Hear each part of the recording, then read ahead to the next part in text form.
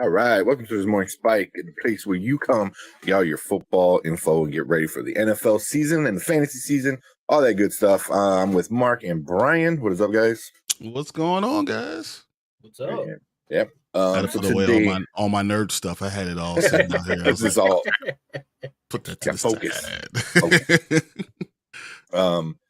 So today we're gonna continue our Sunday shows. We're coming to the end. We are talking D-line. We're gonna tier list rank the NFL D-lines from the best to the worst. And we got a bunch of different categories that Brian made. So we'll see, because This hurts. right here on the panel we got probably one of the best and probably one of the worst. Like just between the two of us. I'm gonna tell you this much. Watch this not gonna be on my best. They're not my number one, but they're literally 33 slots ahead of the Bears. And there's only 32 teams.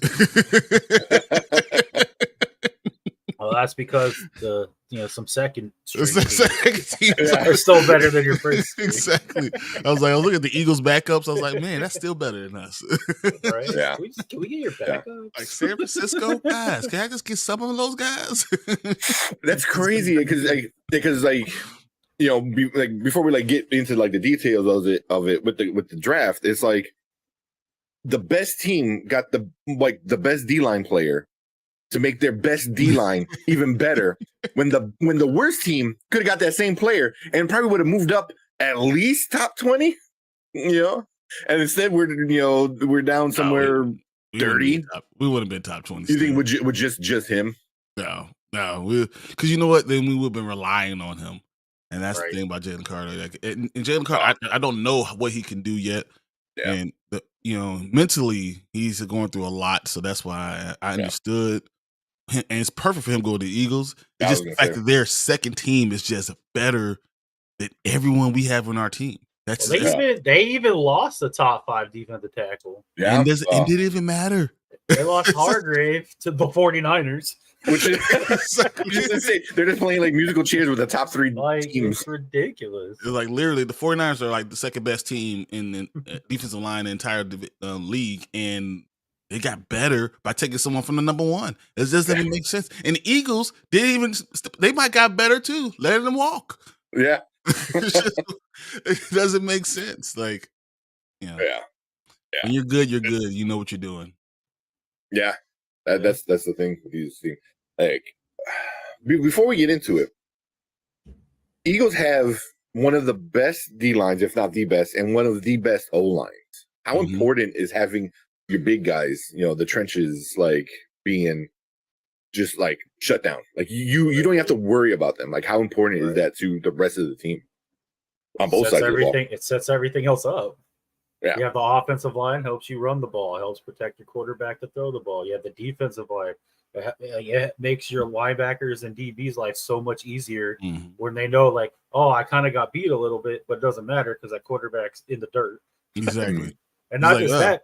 You only have to worry about guarding someone for 1.4 seconds. Just to say, if I jam him one time and don't get burned off the line, we're good. I did my job already. Yeah. The crazy stat I think for the Eagles though was they had the second most pressures despite blitzing the second least in the NFL. Yep. Wow, really? That's crazy. That's just how good their D-line is. It means with 4 men they were able to get pressure on the quarterback. Yeah. And if you don't even need the blitz. Throw more people in coverage, it just makes everything else easier.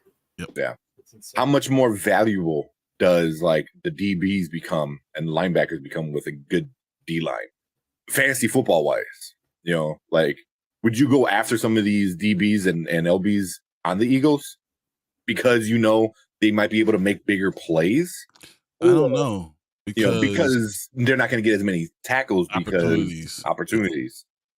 So fantasy wise, how much does that play? But that's because when you think about fantasy, you're always looking for someone who's going to get opportunities to make plays. So it's not always the best DB. You don't want the guy who's going to be on Reeves Island. You want to be a guy who's going to have opportunities to get interceptions, and opportunities to get tackles, and be a major player in the game because he has to. That's why Jaquan Brisker is a better play at DB than a lot of these other guys, because he's involved in the defense, and actually tackling and making plays and stuff like that. Eddie Jackson might be the better safety. It doesn't matter. They want the guy who makes the plays, who's going to be in the trenches and all that stuff. And I think that goes with most teams. So like you want a team that sometimes you want a guy on a team who's bad. And the ball's going to go through him a lot because you're going to have a lot of tackles. Like, man, he got 15 tackles today. Why? Because they kept Yeah. Be like, he allowed 3 touchdowns, but he got like a pick 6. Exactly. Yeah. Which is probably why Sanborn was worth something. This like no name guy by the end of the season was like, oh wow, look, he's putting up points. It was like, because he was literally the only one left on the defense. Yeah, because he put up like 20 tackles a game. It was like, but even like for me, like I'm fairly new to IDP. Compared to like Mark. Even I think Brian, you started like a year before me or so officially. Because I know you knew about it. But like with something like this, like Eagles, I might go a DB, like one of their better DBs, just because the quarterback might just throw up a duck, and the DB can easily get a pick, but then you run on the risk of how often is that going to happen? So what I mean? Because they have so many sacks, they don't have a lot of interceptions because of so many sacks they have. Because all the balls are going into the ground, so you're not going to get a lot of interceptions. A team more like Dallas would be a team that I would take a flyer on their DBs. Trayvon Diggs, that's what he does. All he does is look for the ball. So though Trayvon Diggs is he's not my top 5 DBs. He's definitely my top 5 fantasy guys because he's going to go look for interceptions. He's going to go look for big plays. He gets burnt a lot, but it still works. Yeah. So. Well, Mark, you have the best defense, so you tell me what you look for. Well, I mean, you shouted out my starting DB. I know exactly what it is. And then I also got Kyle Hamilton, so Nice.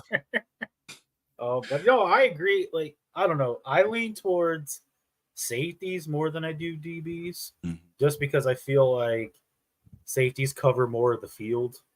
Because like you have they can go outside, they stay inside. DBs tend to just be like on one side, do that. I mean, there are some DBs that obviously like Trayvon Diggs, who's going to ball out. But yeah, and then as far as linebackers, I don't know. I prefer a lot of times like you get that stud. Martin's favorite term is the studs on the duds, because one, they're going to be out there all the time because they're not on a good team. Yeah. And if you get that stud who's like always around the ball, like I mean, for example, for the longest time, it didn't seem to matter who was back there, but the middle linebacker for freaking Texans would always eat. Like Christian Kirksey, like 3 years ago, was like the top linebacker in IDP. Because they're always on defense, and he's making all the plays. And what you gonna do with the Texans? You run up the middle, so like you don't throw on them. Because they actually do get decent pressure, so I mean that makes perfect sense, right? So I mean, I kind of agree with the fact that if you have that stout defensive line, it kind of does take away fantasy points from everybody else behind them. I mean, look at the Eagles; their entire defensive line was like 70 sacks, so that means no one else has sacks, no one else is going to have interceptions, no one else does anything because they have it all already. And then one of their worst positions so far has been linebacker, but they don't need linebacker. They don't need it because you don't make it there. Yeah, exactly. So it goes to show, like, and the same thing with Washington too. Like, our linebackers have been piss poor for like 4 years you've had now. terrible. And you try to attack the linebackers, but it's too late because you already got sacked. It's just, let's attack the middle linebacker with our tight end. What? Oh, he's already down. What? It's just well, when your defensive line is that good, sometimes you don't need the best people behind them. I agree. Which I think is exactly counterintuitive with what the Bears did. So they got all these great linebackers, and I was like, but you have no defensive linemen to stop them. So what are you doing? It doesn't make any sense. Like, you need your linebackers to play like exceptionally well. Like, they have to make every tackle now. Like, Like, clearly they're ranked the best. They're ranked like one of the best, if not the best. But that's because that's all they got. They're like, hey, they're gonna be the best because they're going to make all the tackles. Cool.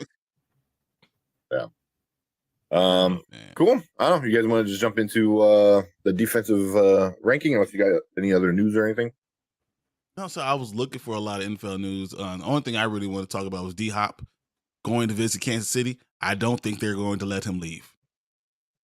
Yeah, I don't think he wants to leave. Like I think he's going in. They're going to restructure a contract or two, and he's going to. They're going to show him his house. They're going to give him the keys. He's like, "That's my locker. I'm warming up the bench seat right here. here." Don't let him leave. No. Let him stay. They won't let him go. He's like, this is home now. Yeah. That's it. Which, if I was him, I'm like, nah. This is we can win a couple more Super Bowls. Cool. Well, he believes he wants to play for 6-7 more years. He says, I want to play for as long as I can. I'm going to continue to go. So, I mean, on a team where Kadarius Toney's your number one, D-Hop really makes Toney better because you can't just leave D-Hop alone. On a team who already has Patrick Mahomes, come on, man. And Travis Kelce is like, you're after whatever you do. Like, no matter where you go, you're in trouble. That's just what it is. The last thing Kansas City really needed was a legit number one receiver. Oh, God. I mean, they're winning Super Bowls without it. So, imagine what this offense is going to look like if they bring one in. That's gonna be super scary. That's gonna be super scary. But Granted, I know Martin always says like, "Oh, you got magic hair." Magical hair just came in. You got some bacon. No? Oh man, French toast sticks. I know. Waited. Nothing. My wife loves me. That's all. What she said? She said I'm a brat. That's all.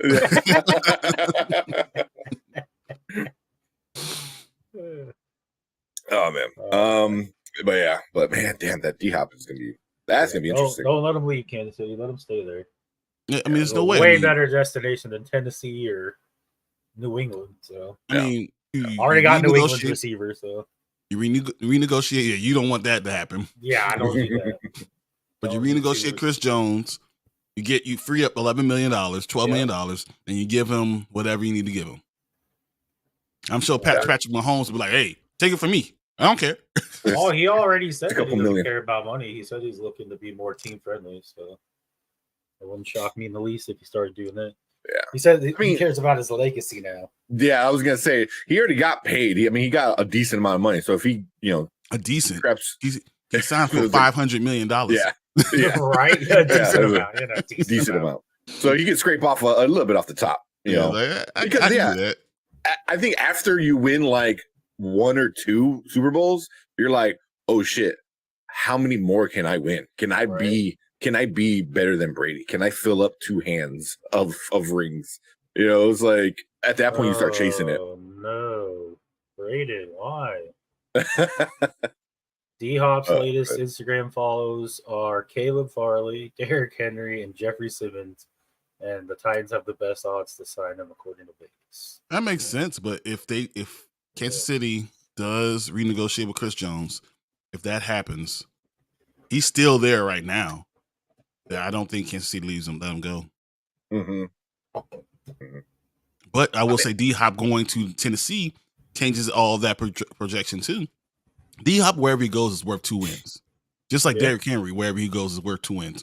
Tennessee might, all of a sudden, we talk about the division being terrible. Tennessee might end up being 8-9 win team in the playoffs again. Right outside the playoffs. They could be. They could push Jack. No, Will Levis. So it's like you asked me. Tannehill got PTSD. Yeah, well, Tannehill to me is a wide receiver. He never became a quarterback for me. He's still a wide receiver from college. No, I don't care what anyone says.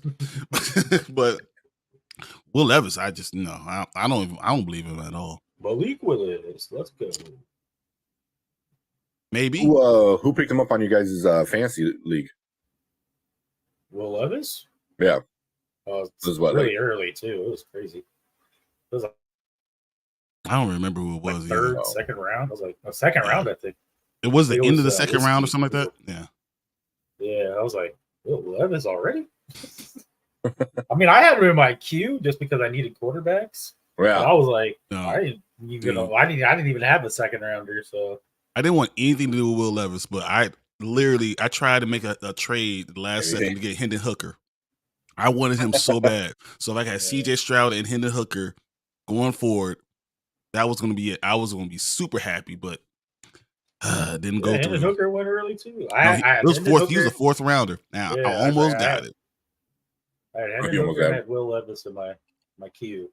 I was like, oh, look at these guys kind of late because I need quarterbacks. Forgot how quarterback hungry this league is. Always. Yeah. Will Levis is going in the second. That should tell you something. Yeah, exactly. Like, that's ugh.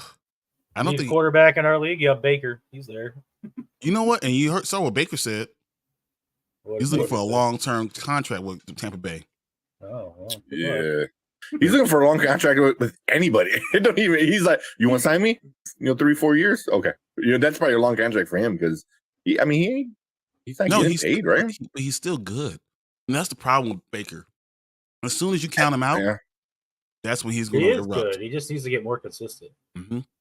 Yeah. Like he'll come out and ball out 1 week, and you're like, oh, dang, this guy is good. And then 2 weeks in a row, he's like dropping duds, and you're like, what happened? And then you get down on him again. He's like, oh yeah. The next thing you know, he balls out again. You're like, oh. Think about that. I mean, that's what happened to him in college. And everyone said, no, I don't like him. And then, right. Oh, really? I want to be the best college quarterback in Right. everything. Like he's amazing.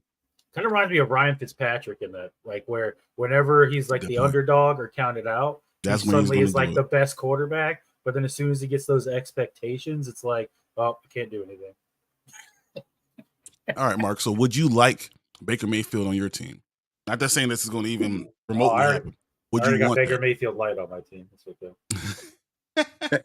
Pull up a picture of the two of them. I was like, wow, you look so much like Baker Mayfield. It's not even funny.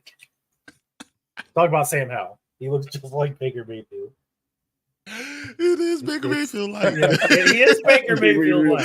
He said great value Baker Mayfield. That's what I got right now. Yeah, instead of the number 1 overall, I got a 5th rounder version. Okay. Oh man, that's great. They're the same height. Whenever they play, they like look the same when they're on the field, especially when they're wearing the helmet. I'm like, yeah, I already got Baker Mayfield like. But can he film commercials? Exactly. That's true. Does he have the keys to the stadium? Does he live there with his wife? Did he have to return those keys? He tries to open it up. Can we do a DNA test to see if they have the same dad? Are they? That's a Spider-Man meme. They're just pointing at each other. You, me, you, right. you. No, but they're pointing off because they always miss. It's a little bit not exactly accurate. Like you. Every like third one is right on.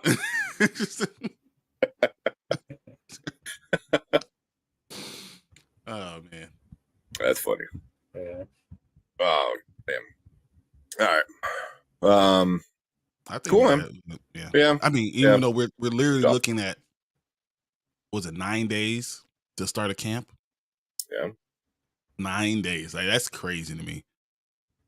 I mean, yeah. So everyone's going to start showing up next Monday, and then camp will start Tuesday. Mm-hmm. And then we get the Hall of Fame game the next week. Yeah. Like football is happening. It is rolling downhill quickly. Yeah. Who did I say? The Hall of Fame game is Browns and Jets. So, Aaron Rodgers and Deshaun Watson just like walk on the field and walk off. Like, yeah, we ain't. Yeah, I was gonna say no one important is gonna start. I don't even think Aaron Rodgers walks on the field. No. Give me a. I'm sorry.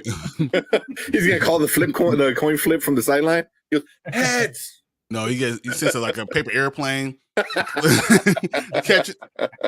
He says heads, guys. Right. And it's gonna be a Hard Knocks.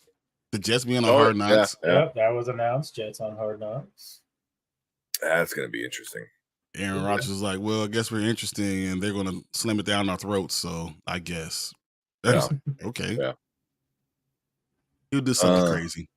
I just want to see that shot of Aaron Rodgers in the locker room eating some mushrooms.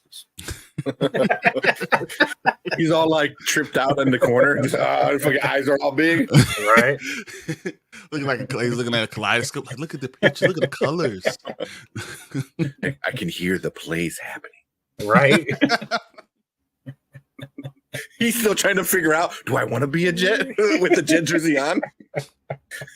No, we're talking about Wilson's going to be sitting there right next to him trying to do it. And he's going to die. And Aaron Rodgers is going to go through.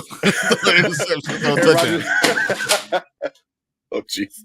Breaking shit. What are you doing, dog? Like, what the heck? Aaron Rodgers. Oh, that was your dog? Yeah. Dog This came Green Bay knocked down fan. the light. That was like, hey, he heard Aaron Rodgers and he was. Ready to attack. He said, well, we maybe hate him. he's trying to get your food. Well, that was on the other side. That's why I don't even know. Distract you, man. He literally heard Aaron Rodgers and he said, "Oh yeah, No. we hate him. We hate him. We bite it." Oh man, yeah. Nothing major with news. I'm looking at sleeper. I don't see anything too out of. I mean, besides we got Williams signed that huge deal, Mm-hmm. a $96 million deal. Oh yeah, Corey Williams. Yeah. Which was funny because we were talking about in the offseason and he wasn't showing up for all the non-mandatory things, and that's the only thing a defensive lineman can do to try to get paid. We literally said, "Hey, don't worry about it. He's gonna get paid. This is what you got to do to say I want more money." And now he got more money, $96 million deal. Yeah, this is exactly what you got to do. Mm-hmm. Got to scrub your social media of the team. You got to exactly. Participate. They're like, "I'm ready to move on if you are," and they're like, "No." Hold on. We got this. Yeah. So New York Giants will have their logo on the field for the first time in years. So you kind of, We talk about groundskeeping. So kind of slow on the news lately. Yeah. I mean, besides, and then Tyreek Hill saying, "I'm getting over 2,000 yards this year." Oh yeah, there was that. Everyone else was like, "Yeah." Okay. All-purpose yards. We're like, "Oh yeah, I can see that happening." Okay. Returning punts and kickoffs. Okay. It's thrown to somebody else, and he just like runs across the field and takes it. That's Stephon Diggs. That's Stephon Diggs. Yeah. Oh, that's funny. All right. Let's get this. Yeah, let's get the thing going. The ranking. All right, guys. All right, Brian. I'll let you run this one. All right. So we got the tier list. This is where we're going to go. I see the top. We have elite defensive line. I actually had elite with elite depth, but then I thought about that. Washington doesn't have any depth, so I took out depth away. Then we got great defensive line, good defensive line, up and coming defensive line, mediocre at best, and the Bears need help at ASAP. Bears level. That's what you got. So we'll start with the Rams. Hey, we start with the Rams. Well, they got one guy. They have the guy. They have the guy. So where do we put them? So if not for Aaron Donald, Rams could very well end up outside the top 30 on this list. Exactly. But with one player, that changes everything because Donald earned a PFF of 90 for the ninth time in his 9-year career. Ooh. So every year he's a 90 or higher. He's literally the best defensive lineman ever. It's like crazy. He was dethroned as the highest graded interior defender after 7 seasons at the top. So yeah, they have Aaron Donald. So is that its own category? Aaron Donald. The only thing you can have is the worst you could be is good. You have Aaron Donald. The worst you could be is good with Aaron Donald. Yeah. But if he's drafted 5 defensive linemen, you got to because that's worth one Aaron Donald, right? Because if he goes down, man, that's it for that. 5 defensive linemen in one draft, though. That's insane. But because they didn't re-sign guy from the Bears, well, the outside the other end. So PFF, even with Aaron Donald, has them at 22, and they're going to good, huh? Because they're not really up and coming, not mediocre. They're not mediocre. They're not up and coming. They're got to be at least good. Just what it is. By one person. I like Byron Young too. Honestly, I think Byron Young is going to be good. Tennessee Byron Young, no Alabama Byron. Yeah, Tennessee. Which I still like. Size, speed. All right, he's a solid edge rusher. Yeah, the 6'3", 245, really, really, really fast. I like that. You could put him in up and coming then. I mean, is Aaron Donald really up and coming? He's really the whole reason why they're not. Just by himself, he's good enough to be good. Right, he's the best. Put him at good. Yeah. Moving on. All right. What do we have next? We have the Saints, the Aints. So this is not a great team. I'll say mediocre.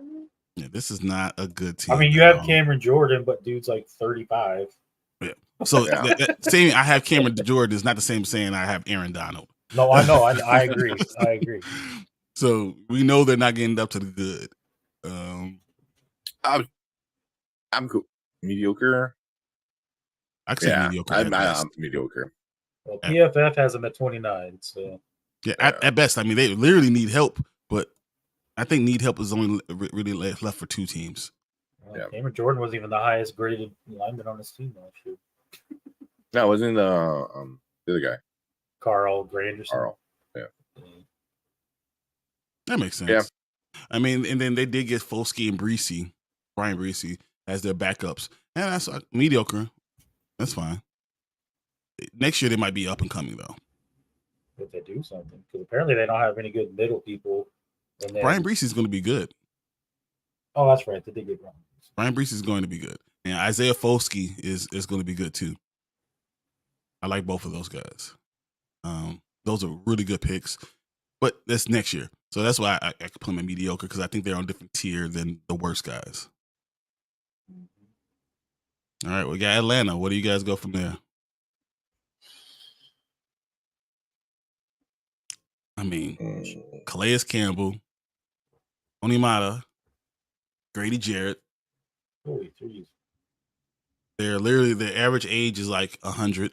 Yeah, it said 3 separate Atlanta defenders equal the age of 97 years old. I was like, wait a minute here. Hold on. Oh, that makes sense. Calais Campbell's like 37 himself. Right? I mean, he's still good. Don't get me wrong. He's still good. But, I mean, this is an old ass team. Grady Jarrett, Calais Campbell, and Onimata. Yeah. They're old as crap. Yeah, it doesn't seem like they have much behind them either. They're definitely not up and coming. I tell you that much. Definitely not. It's like, yes, they go to the mediocre. I agree with mediocre. Yeah.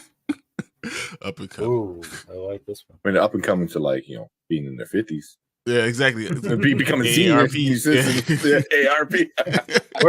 Where's the old and declining section? Yeah. Oh man! So this team is actually really interesting. I was going to say, is this our first top 10?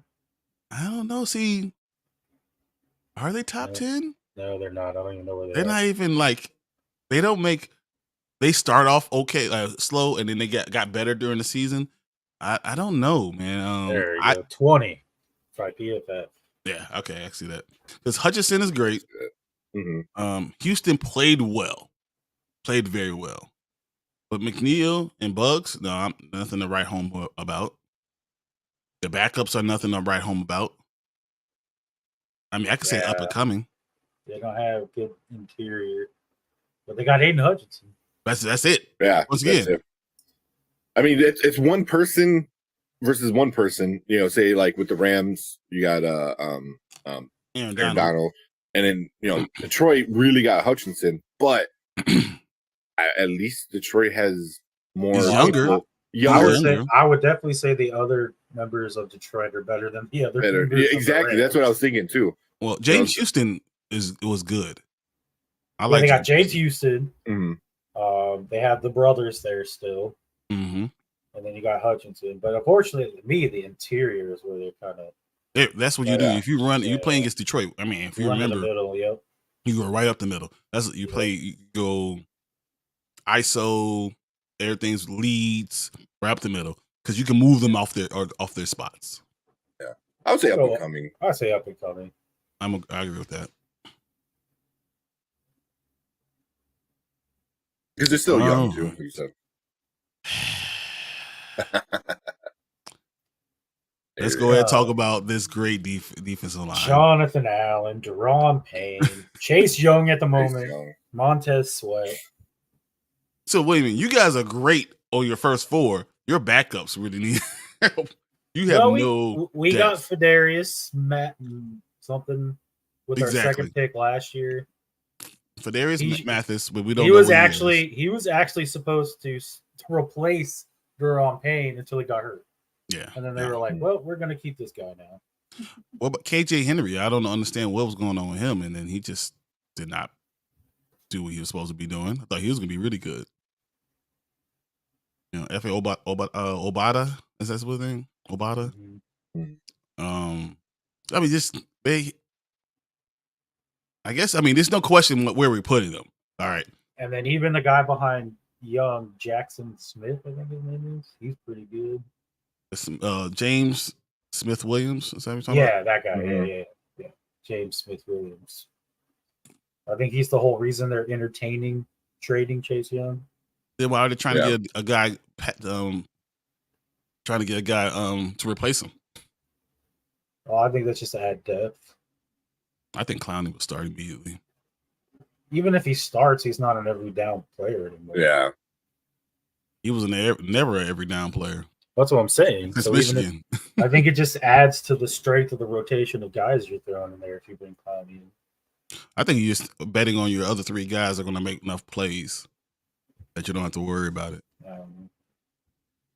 I was worried about Montez Sweat a little because this is like his fourth year and he still really hasn't broken out right now. I don't know. He's been getting better every single year. Yeah, last year he was pretty good. Every year he's 86.4. All right. Like every year I see Montez ranked Sweat. 8th amongst players at that position. All right. Yeah. I don't know that much about Montez Sweat. I was like, he had 8 sacks. He had a decent amount of tackles. Hey, if we keep Chase Young and Chase Young is healthy, this could be scary for our defensive line. But that's a big if. Unfortunately, I don't know if you keep Chase Young throughout the entire season. I think you lose him somewhere in the season. I don't think he goes now, but like maybe week 5, 6, and you're 0-4 or 1-5 or something like that. Then you do that, and then I think actually what's going to be funny is I think Washington's actually going to get better. Cardinals. Come on. No. Okay, yeah, never. That's our first week. Is the Cardinals? Okay. You said we're 1-4, 1-4, or 1-5. I'm sorry. All right, 1-4, 1-5. Then maybe you trade them because I think you're doing it for a reason. Mm-hmm. I really believe because I think Washington is one of those teams. It's NFC East. You're gonna go from worst to first immediately. I honestly believe that you guys will get a quarterback there, and all of a sudden you get lucky, get Caleb Williams. That your team is. You already have great receivers. They finally are using running backs the right way. I don't know. Did Antonio Gibson say he wants to line up as a he receiver? Said, I want to be a receiver. He said, I have receiver skills. That's what I am. I'm a receiver. That's where you should be putting me. And that allows you to put 2 of your better players on the field at the same time. Yeah. It's not like he can't stay running the ball. So I think that allows even more and give enemy more freedom. That's crazy. Yeah. So, I mean, but as of now, Chase Young is still there. Even then, though, it doesn't matter. They're still even then. Yeah. Even like I said, even no matter all this stuff, matters. They're elite. All right. Even with just the 3 guys, they're still. Yeah, they're still the three of the best out there. So this is an interesting one. Steelers. They're really, really good. Ranked 5. Because you have Cameron Hayward, who's old, but his makes plays. That's all he does is make every big play they need. And then if TJ Watt can stay healthy, they're good. And then did they get Highsmith too? Mm-hmm. I mean, that's Highsmith broke out with a 78 last year. And that combination is almost as good as we're talking about Washington right now. Yeah. But their contingent is TJ. Yeah, stay healthy, man. Stop tearing pecs. Exactly. Stop being on the bench, doing too much. Say, I'm going to do 600 pounds. No, we don't need to do 600 pounds. 450 is more than enough. All right, we're good. Right. But yeah, no, I think this great, almost elite. Yeah, I'm cool. PFF has 5, so that's fine. Yeah, I'm cool. Great. Yeah. Did you hear the story that came out recently? Since we're talking about TJ Watt and the Steelers. No. Oh, about when JJ was a JJ free was agent, gonna sign. Yeah. And he was like this close to actually signing with the Steelers to be with his brothers. But then at the same time, TJ and the Steelers were negotiating a contract, and he didn't want to cost his brother money if he signed there. Yep. So that's why he went with Arizona. It's so funny because Mike Tom was like, dude, we would have got both of y'all. Y'all both would have got the bag. We would have gave both of you guys the bag. What are you talking about? Right. And that, in one instance, is why I love Mike Tomlin. Right. There. The best coach. Baltimore Ravens. Well, see, this is... They used to be great. They did. I can't remember anybody on their line right now. I can't think of anyone that kind of just... Right? You know, I mean, they're young, right? 26th. I remember Pro Football Focus has them at 26. They had David Ojobo. Mm-hmm. And Odafe Owe.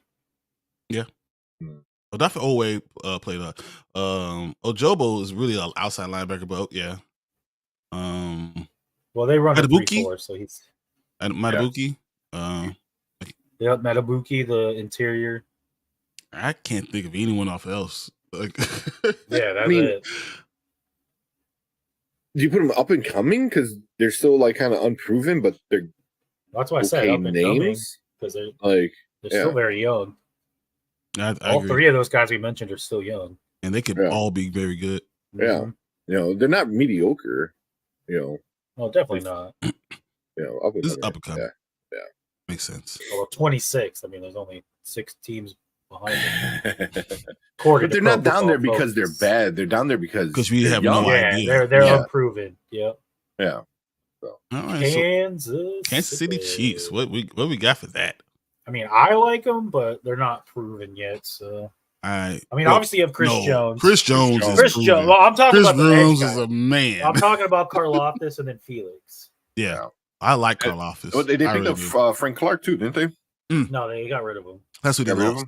That's lost. Yeah. Frank Clark is still out there. He's still is he still out there? He signed with the Broncos. He did sign with the Broncos? Yeah. Because I'm like, I remember seeing his name not that long ago. Yeah, you cried, remember, Brian? Oh yeah, that day.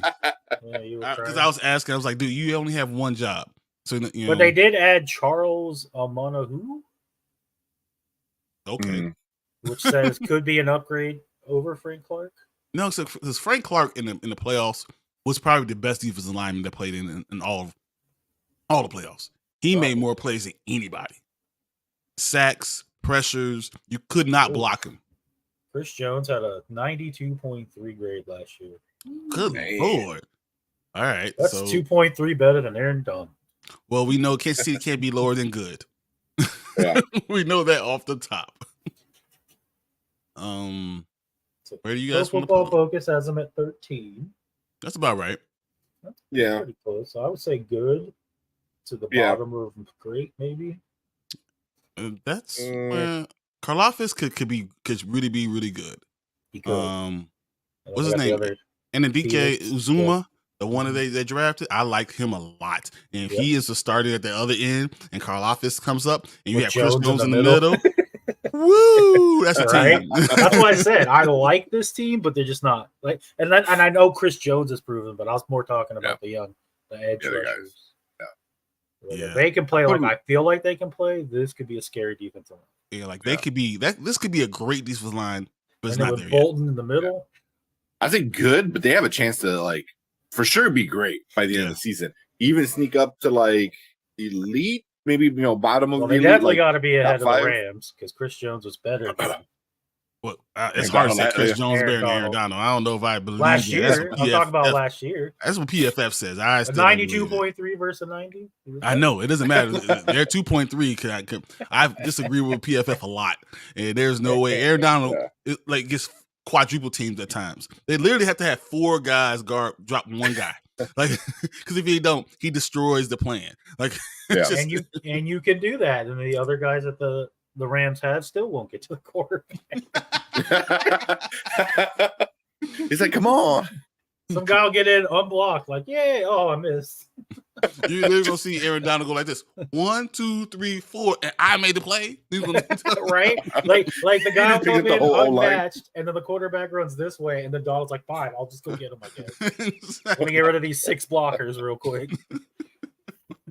Whole offensive line just shifts to him. Everyone turns inside, like, yeah, let's go. All right, Los Angeles Chargers. So the Chargers are not great, but they Khalil still have. Mack had an 85 last year. They have my boy, and there's another guy, Joey Bosa, can get unhurt all the time. And then they got Sebastian Joseph Day. Oh, sorry, he had a 75 last year. Sorry. Because I know he had 85 before. I didn't know he. Yeah, his first 5 seasons were over 85. Yeah, he was great. And then below 75 the last 2 years. But it's because he thought he was going on defense, but he didn't have to be the guy. Yeah. We thought we were going to have Joey Bosa be the guy. Khalil Mack was going to be able to just be himself and grab 10, 12, 14 sacks or whatever and be great. But he had to be the guy. But then, everyone was going. He turned around and he was like, "Why am I the only one here?" He came in with. I have because like Joey Bosa, like I had him in Dynasty and I dropped him. Like I didn't even trade him. I just dropped him. And I remember everyone giving me like the hardest time for just dropping him. And I'm like, dude hasn't even played 10 games in a season since I got rid of him. Yeah, but you could definitely you would have traded him to somebody. Oh, I could. I know 2 people that would have definitely taken him immediately. Oh, I know. But for probably a second round pick. Yeah. Probably. It would have been the most lopsided trade in our Dynasty's history. I don't know. I've seen some second round pick time. for a guy who hasn't even played. Yeah, that's what I did. I've seen lopsided trades even this year. I don't know. Either he gets hurt or he's just too emotional and gets stupid things called on him. That's the other thing. He's just mentally not strong. Right. When you have a guy who's that's unstable, I don't know. I mean, they're good. If he's healthy, they're good. Yeah, Sebastian Joseph Day is also there. But he failed to get back to his 2020 form. Oh, he produced the lowest PFF grade of his career last year. I've actually seen some lists, like I've seen multiple lists, where the Chargers are ranked in like the 20s, low 20s. PFF has them in the 16, but I've seen them ranked in the low 20s. Because you can't, and the answer was because I can't depend on any of those guys. Right. So was I put them at mediocre? I mean, they're not up and coming. Maybe the low end of good. They're either the low end of good. They're not up and coming. Yeah, they're definitely not up and coming. I don't know. This is tough. Because I know Tula Puloto is going to help them too. Yeah. I mean, you got to put them at good, but I would say, when we start breaking down each section, but they got to be low end and good. They have to be the worst of good then. Yeah. Oh, man. Because they could easily turn around. Yeah. They have the players there. All right. Let's do that then. Let's see. All right, the Broncos. The Broncos, this is a good-ass team. I think their defense last year was great. Mm-hmm. Mm-hmm. Yeah, I don't know.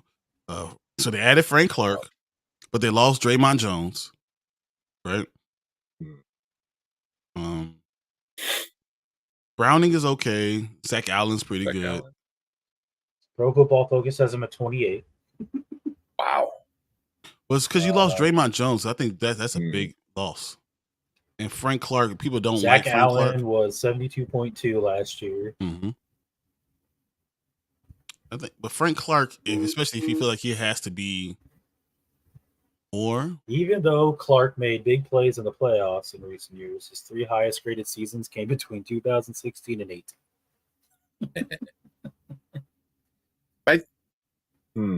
Yeah. I don't know. I mean, it's hard to, because they got Zach Allen and Frank Clark, who are both new to the team. Mm-hmm. They're both, I guess, veterans at this point. Oh yeah, most definitely veterans.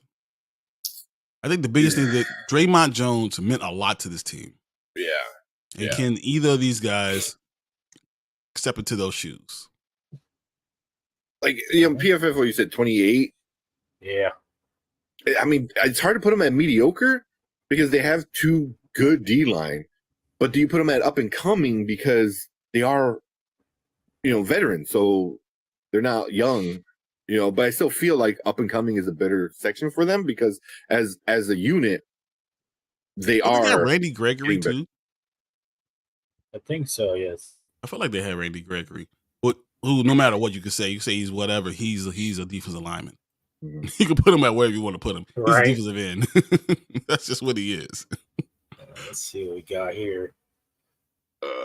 Lannister, Incoom, DJ Mustapher, Zach Allen, Jordan Jackson. Browning had like five sacks last year. He didn't have a lot of playing time, but he had. Yep, Randy Gregory. So I mean, Nick Bonito, Trent Clark, Baron Browning. Yep, that's what I'm saying. Browning. Yeah, that's what I said. Browning is like 5 sacks, without having a lot of playing time, and that was why they let Draymond Draymond Jones go. So I don't know. I don't think that's bad, but we could put them at mediocre, but I don't think they're that horrible. Like I would love for that to be my Bears defensive line. So like, I'm okay with mediocre too, but I mean they could easily be good too. They could be good. Brayson Allen knows the system through coming from Arizona and rejoining Vance Joseph in Denver. Mm-hmm. And he's coming off his career high. Yeah, that's why I would put him in the up and coming because I can see them. Like, granted, they're not young like the other two teams in that category. They are pretty young. Oh, their backups are pretty young. Oh yeah, they're back like Browning and some of the other guys. They're pretty young. Yeah. I'll put them in. I think the up and coming because PFF has them ranked low, but I think the changes they did. I think, and you even started off like you said, Denver is a good ass team. I was I like the defense overall. Pat Surtain, they got Justice Simmons. Justice Simmons. They got Mathis. I mean, I like this team. They have players there. Yeah, because I think the up and coming is like. By the end of the season, all these guys should be in the upper category, in the good category, theoretically by the end of the season, because they're up and coming. So I mean, because their whole defense is good. Yeah, I mean, Josie Jewell along with Drew Sanders. Drew Sanders, I think, is going to find his way onto the field. So I mean, I'm just saying they have some guys there. Yeah. Oh, that's what I'm thinking. You agree with this, Mark? Yeah, I agree with that. That's fine. All right. Yeah, once we looked at the other members, I was like, oh yeah, I can put them up there. Because they have young teams. This blew me away. The Raiders. I was like, because PFF had them ranked low, but I was trying to figure out like why. I was like, they got Max Crosby, who was a top 5 at his position 2 years in a row now. Mm-hmm. Mm-hmm. And I was like, but apparently, outside of Max Crosby, no one else on that entire defensive line ranked in the top 64 at their position. But that's because Chandler Jones had one of his worst years. Oh, man. And then the other reason they ranked him low was they don't know when Tyree Wilson could be ready. But I also I like Tyree Wilson if he plays. I do like Tyree Wilson. I like Bilal Nichols. I like... Chandler Jones is definitely on the wrong end. They also have a Byron Young at tackle. This is Byron. I mean, I remember looking him up because he was from Alabama, right? He's 6'3", 292, really athletic. Yeah. So he's really athletic. So I always thought that was a really good one. So I don't think they're as bad as everyone said. I mean, that PFF is saying. Yeah. Neil Farrell, yeah.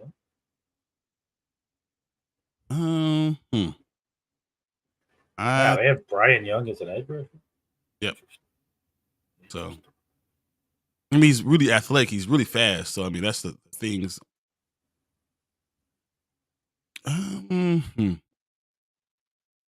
They have an opportunity to be good, but right now, Max Crosby's only 25. Oh, yeah.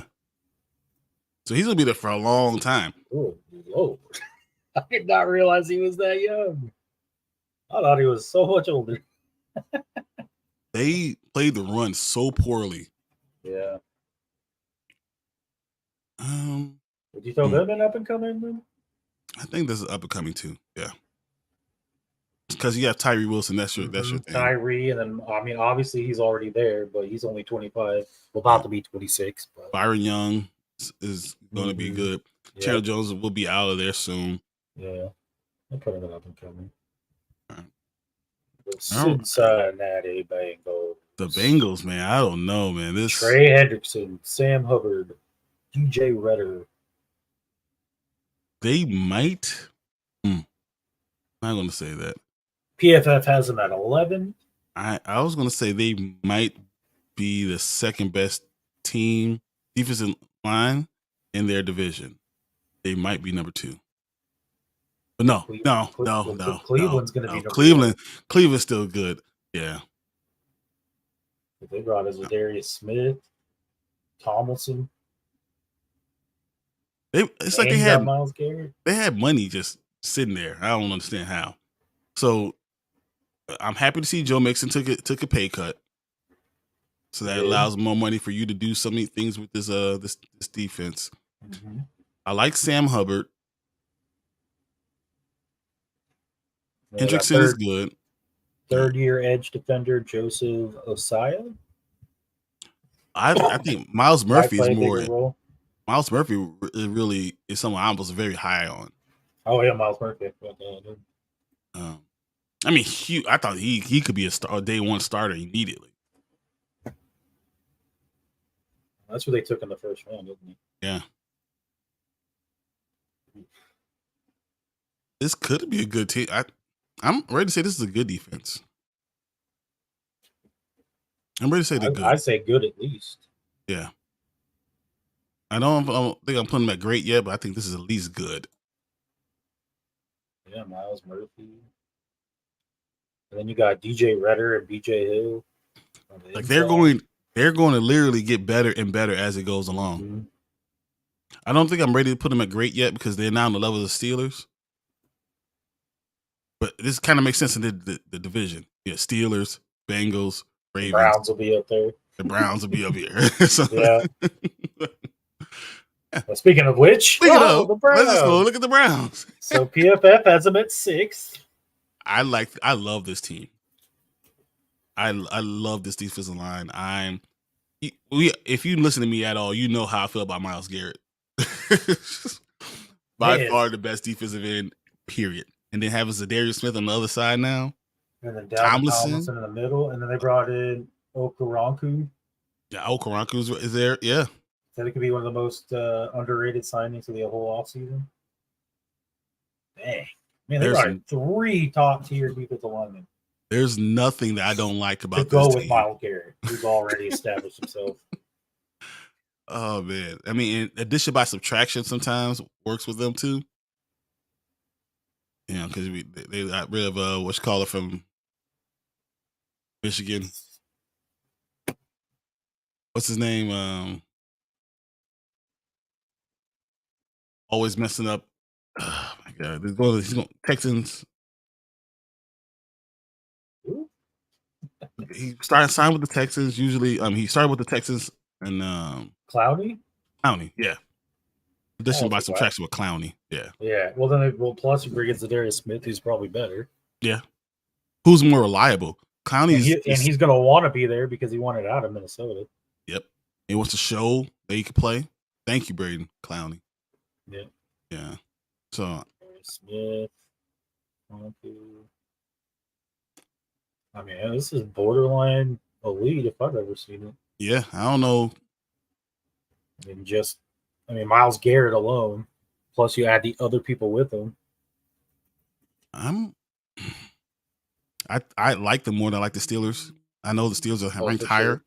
I like them more than I like the Steelers. But do I want to put them in elite without knowing where the other people are going to be? To be fair, they're only ranked 1 higher, so I feel like they're interchangeable. I think this is an elite defensive end, a defensive line. I agree. All right, well, I'm leaving it there because I'm not going to take any more arguments. I love this division is going to have like 1, 2, 3, 4. I can't wait to see this division play. They're going to be so good. And at the other end of the spectrum here, let me find them somewhere. Just keep on going down as far as you can go. No, the Colts aren't that far. I'm going to guess 22. 18. Oh, 18. Okay. They got Grover Stewart and DeForest Buckner. You know, I'm DeForest Buckner fan. I would take DeForest Buckner every day. DeForest Buckner is elite in of itself, and then Grover Stewart's really good against the run. Mm-hmm. And then you got Kwity Paye, who I actually do like. Yeah. Been talking about Kwity Paye a lot. Hasn't quite made his impression as I thought he would. But... And then the other guy is Samson Bankham. Buckham. You buke him. And he has yet to grade above 70. And is it? But I thought Adieng Engbo was still there. Dio Adamingo? Maybe. Let's see. I think he's still there. Defensive line. Oh yeah, he's there. So yeah, I'm just saying that's Kwity Paye. Yeah, that's about it though. Do you know guess how old DeForest Buckner is? 27? 29. Oh jeez. He's been there a long time. Nice. I don't know. I think this Good? Good. They're good and they're better than Chargers. I agree. So I put them here, but yeah, they're good. I'm not gonna lie, I just now realized Tank was the game.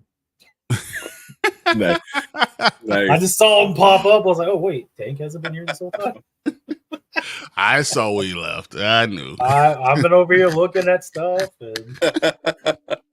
He only missed 2 teams? Yeah, the Browns. So. Yeah. Colts, Browns. Yeah. Do you have any objections to the Colts or the Browns? Or the Bengals? Was he here for the Bengals? The Bengals, too. And we put Bengals at good. Browns at elite. Browns at elite is interesting.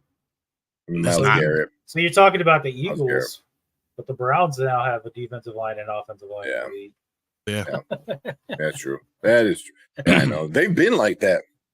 There's a reason why Baker Mayfield looked good those years back. So, but yeah, no, I think Myles Garrett. It's hard to not put them in elite. Houston, Texans. All right.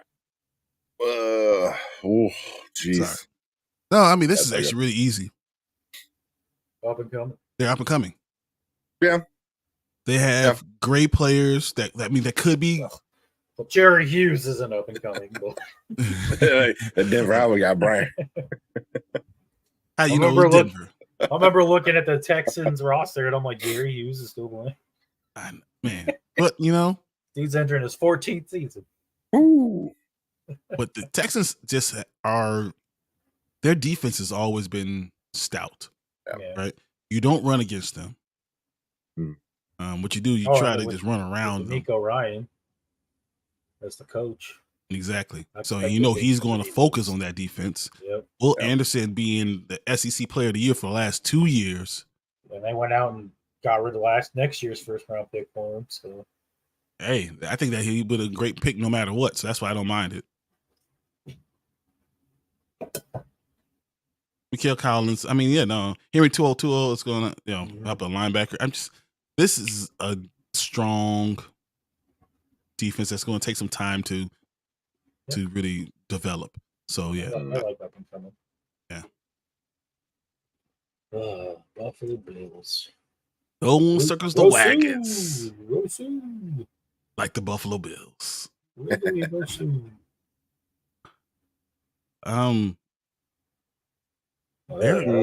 are they? They're great. They gotta be great. Yeah. Boogie Basham, AJ Espinosa, Gregory Wazoo, Von Miller, if he can stay healthy. Mm-hmm. I mean, a lot of that greatness really Von Miller Von has Miller. turned 34. And he's coming off a torn ACL. Yeah. Mm-hmm. But, I mean, Ed Oliver is one of the best defensive tackles in the game. You know, Shaq Lawson played well in a lot of spots last year. Rousseau is solid. I do like Gregory Wilson. So, I mean... The only problem I have, though, is like I felt like this was a completely different defense all the way through when Von Miller got hurt. Like, Von Miller went down, and then all of a sudden it was like, oh, we can't do anything. Dude, they have guys on this team as far as edge rushers that would start on other teams. Floyd. I didn't even know the Bills had Leonard Floyd. Yeah, they signed him. Yeah.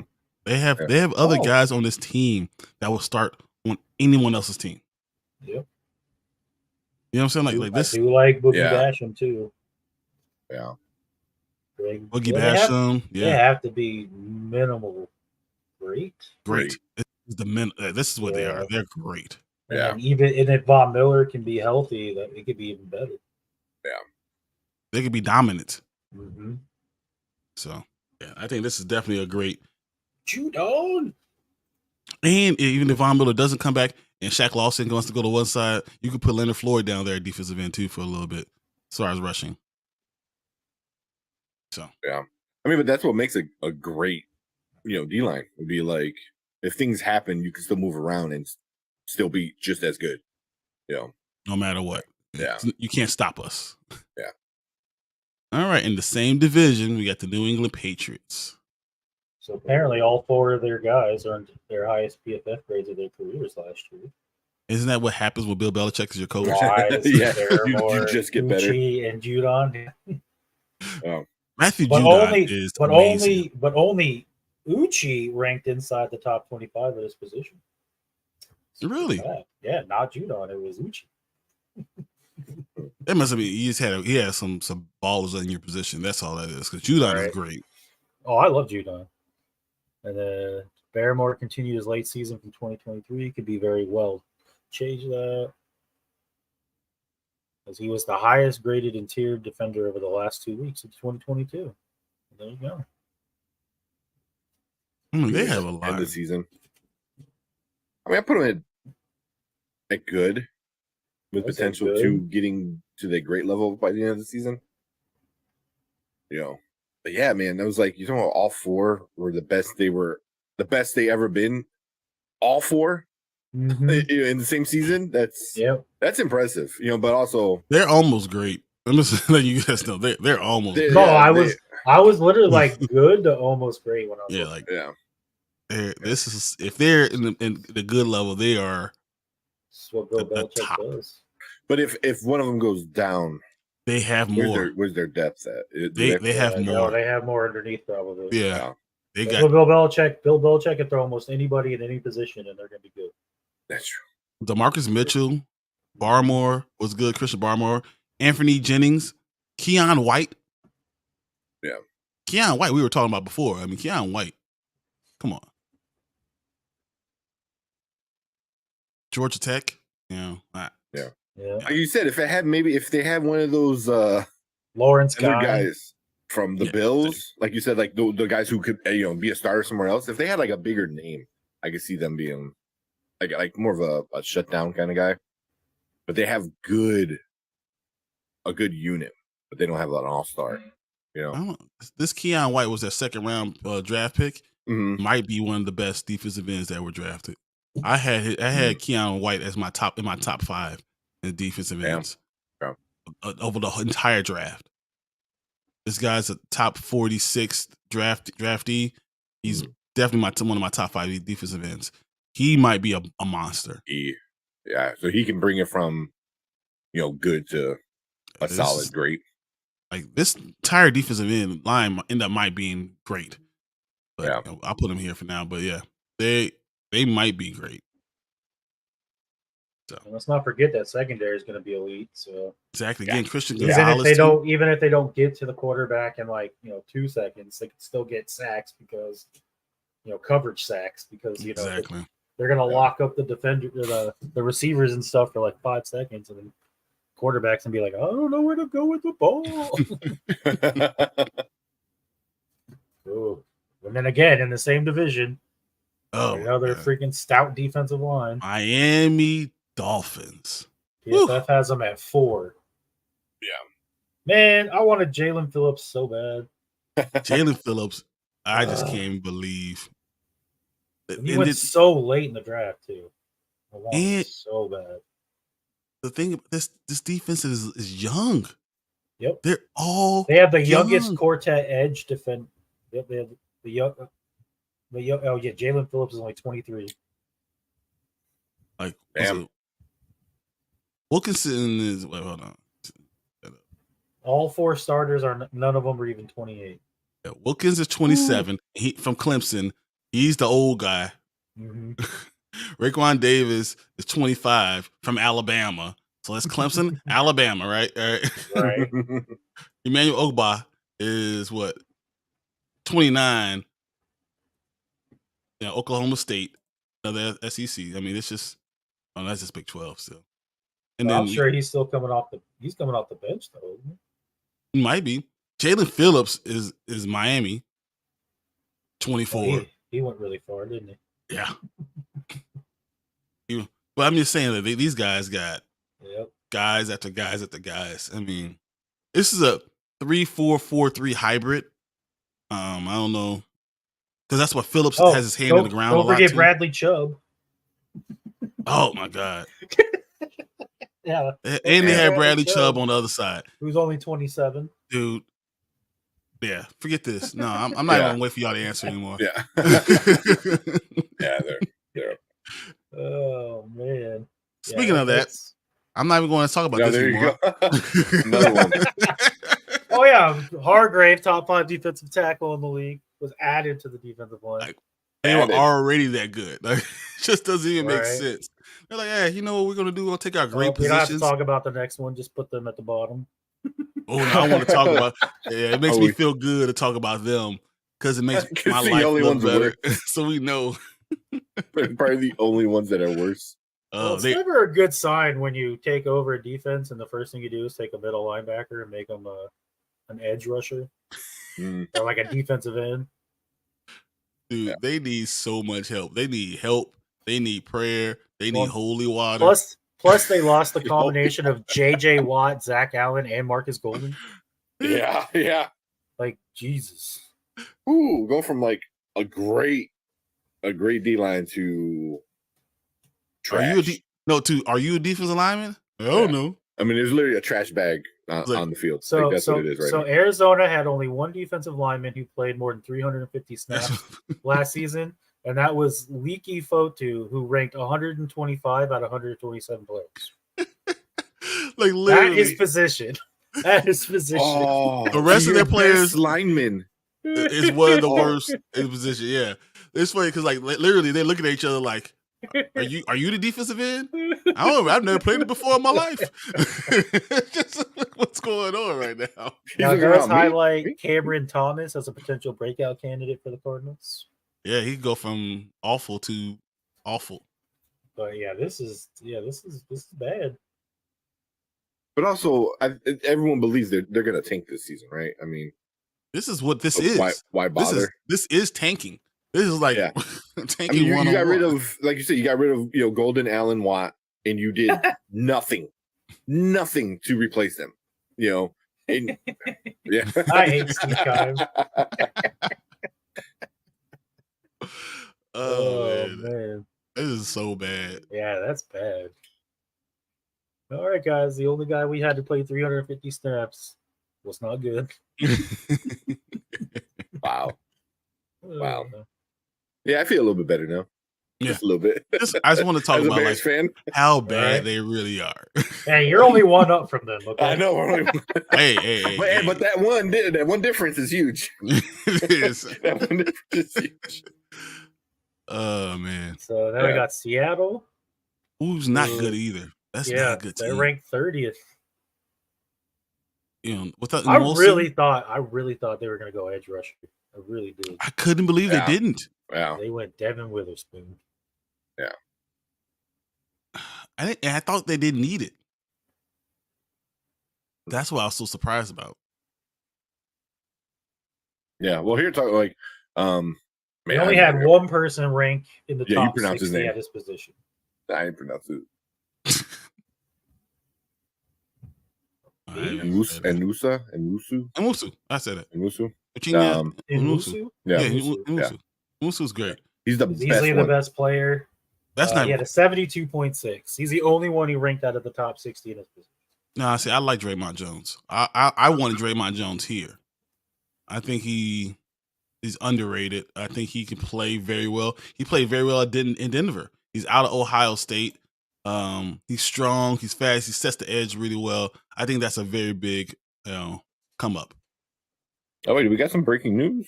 I don't know if you guys talked about that. No, go ahead. Jags are giving Evan Ingram a new 3-year deal, $42.5 million with a $25.5 million guaranteed. Per the Schultz report. Why? 3 years. Man, that's about half. A little bit more than half guaranteed of the 42 for 3 year. 42 and a half for 3 year. I guess it's good to be any position but running back. Good Lord. Jeez. Yeah. Running backs are making the same thing as kickers. In the end, they did extend him. Interesting.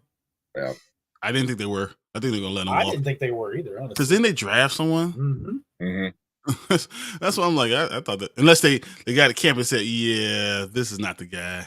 Right. Every time I draft Ingram on my fantasy team, he does nothing.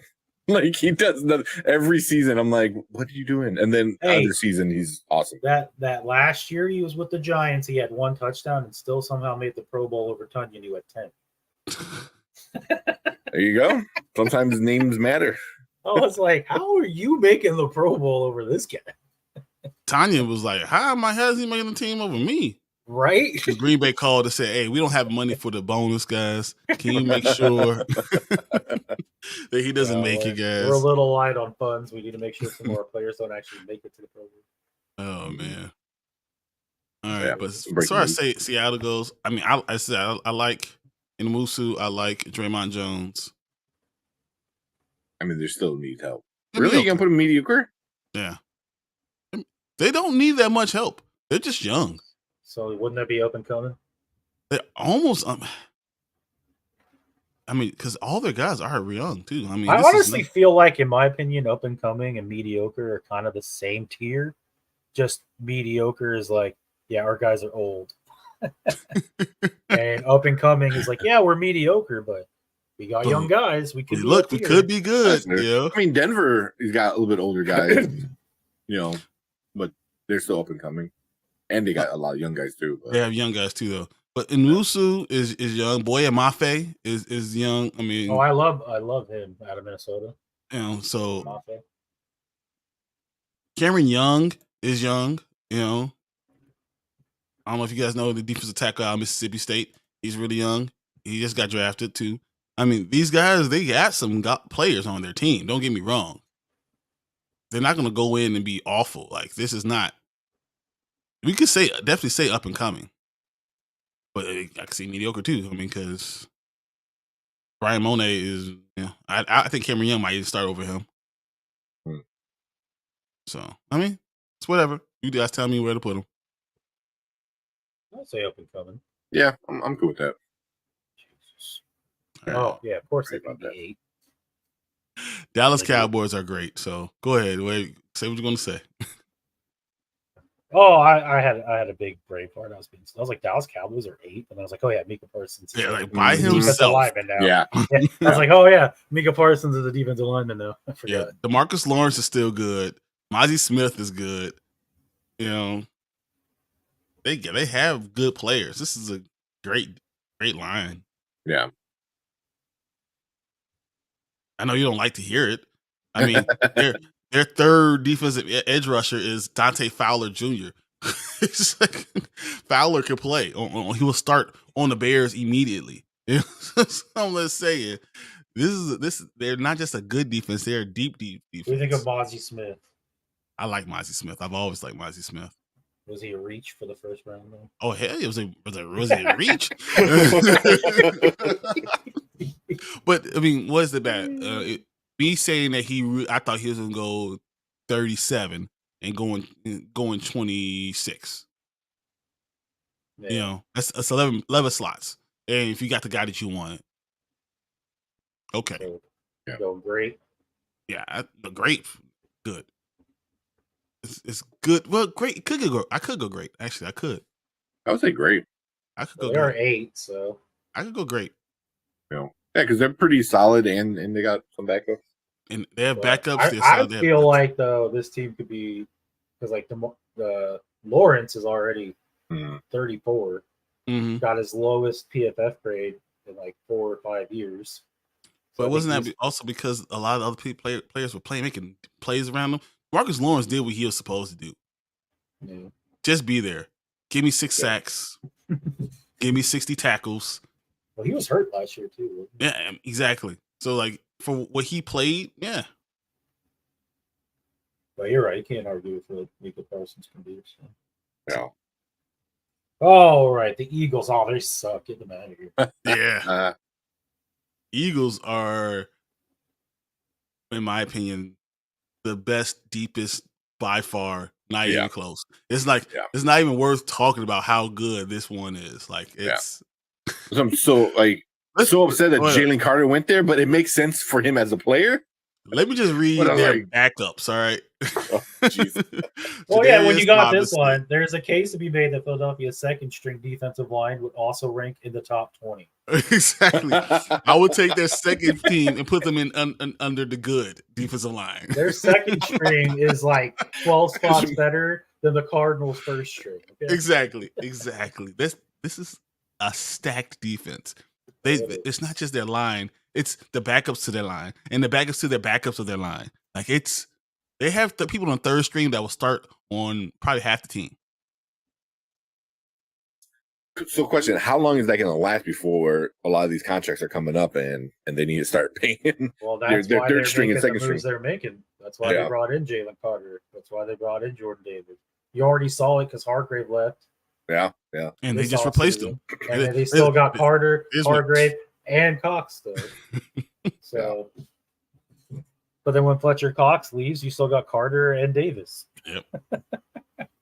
Like it's sick. Then they had Tule Lotu. Mm-hmm. So like they just keep on getting guys. Yeah. And they develop them. I mean, even if Hassan Reddick left, they got Nolan Smith behind them. Like come on, man. It's just it doesn't even seem right. It seems unfair. Oh, exactly. How are they cheating somehow? Like Hassan Reddick had 16 sacks last year, guys. And his backup could probably go get 10 sacks right now. What I want to know is how they get to the Super Bowl and still have a top 10 pick. that seems unfair. Oh man, they got to the Super Bowl and still had a higher pick than the Washington Commanders. Yep. Wow. Always. Wow. All the time. So I'm actually I don't supposed to rank them, but I'm putting them this there because no need to waste movement. Yeah. New York Giants. Well, the Giants, aren't they pretty young, aren't they? They are. Yeah. PFF has them at 9. 9? You got Dexter Lawrence. And don't they have like Leonard Williams? Thibodeau. Yeah. Thibodeau. I like Thibodeau too. Aziz Ilare. Man. I'm just from hearing that. That is solid. Great, at least, yeah. Yeah, at least they're great. At least great. Yep. No player improved as much as interior defender Dexter Lawrence did in 2022. He did the campaign with the second highest graded player at his position at 91.6. That nose tackle. If your nose tackle is that good, the rest of your defense just gets much better. Said Lawrence and Leonard Williams form arguably the best interior defender duo in the NFL. Okay, well, that could be argued. Arguably. Like I will. Yeah, I will argue that one. Yeah. We were just talking about 3 defensive tackles for the Eagles. I agree. Yeah.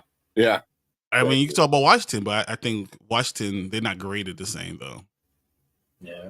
I think they didn't grade the same. And then it just says if the young edge defenders, Kayvon Thibodeau and Azeez Alari, can make a leap, this could definitely be a scary.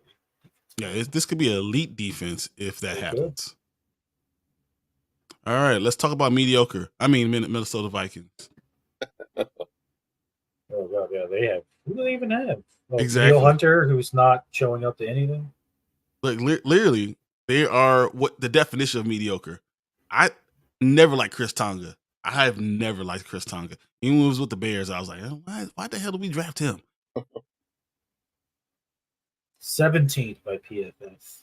They have Chris Tonga as a breakout candidate. Are you stupid or just dumb?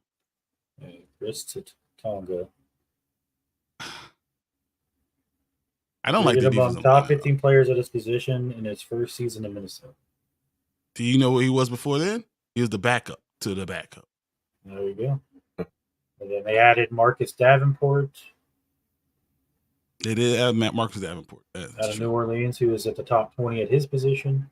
3 of the last 4 seasons. Hmm. But to me, if you don't have Daniil Hunter, you're not doing anything. Yeah. You're right. And it remains to be seen whether he's going to be. Because he hasn't reported anything. Oh, really? Yeah. Nope. I mean, we'll see. He hasn't reported anything. Is he trying to get a new contract, or is it something else? Does he just want to get out of there? I don't know. That's a good question about Daniil Hunter. I'm not sure if he's. Yeah.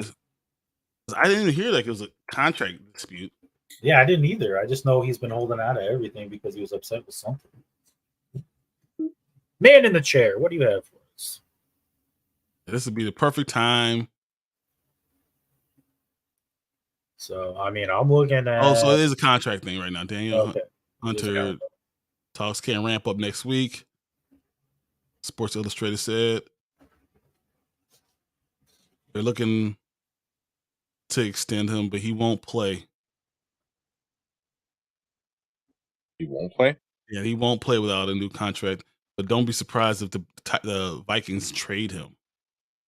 All right, they can go to mediocre then. Wow. Mediocre. Wow. Okay. Yeah. They're probably It's so better, crazy but- because they're like how good they could have been. Well, if they do sign Daniil Hunter and Kendricks, I mean, they could be good. They'd never be like elite or anything like that, but they could be good. Yeah, but you imagine if you had like Daniil Hunter on one side, Zadarius Smith on the other. Oh, when they did have? Yeah.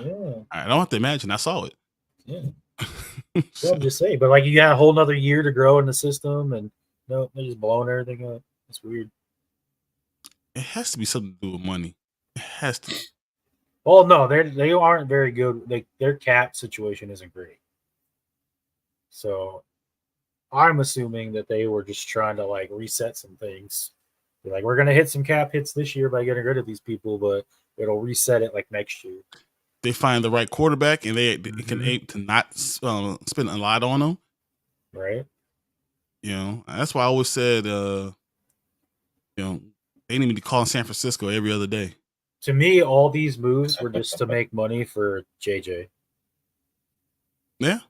Because that guy's going to commandeer at least 30 plus million. If not more. If not more. I said at least, so yeah. Yeah. If not more. But Minnesota should be on the phone calling San Francisco about Trey Lance every. Plus, I mean, they were already historically bad. So how much worse could you be if you just get rid of some of the people who were there when you were bad? You might get luck better. Up. You might get lucky and throw some people out there who do something, and you're like, hey, who knew? We're a smidge better than we were last year. Yeah.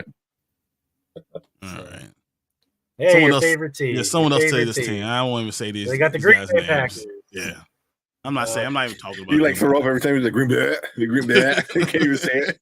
We got Kenny Clark, who had a 66.4 rating, 0.4 in his last 4 seasons.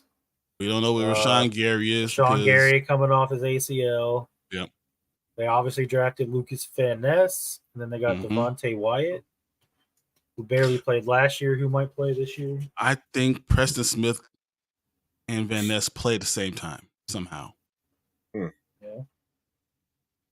Like, would you be surprised if Lucas Van Ness moves to right defensive end? No, I wouldn't. Because I feel like Van Ness is a defensive end. He's just really, really fast. Mm-hmm. But he's big. Lucas Van Ness is a big guy. 6'5", 272, and he's country strong. Damn. Well, to start the season, it'll be probably Smith and Van Ness on the edges.